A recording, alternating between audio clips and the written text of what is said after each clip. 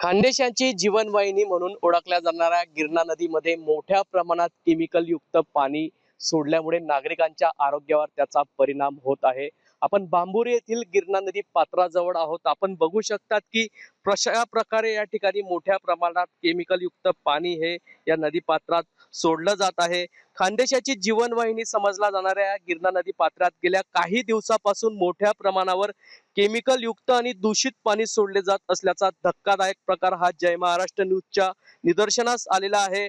कारखान्यामधून निघणारे हे विषारी पाणी थेट नदी पात्रात मिसळत असल्याने पाण्याचा रंग बदलला असून परिसरात तीव्र दुर्गंधी पसरली आहे। या बेजबाबदार कृत्यामुळे नदीकाठच्या गावांमधील तसेच जळगाव शहरातील नागरिकांच्या आरोग्यावर देखील मोठा परिणाम होण्याची भीती व्यक्त केली जात आहे।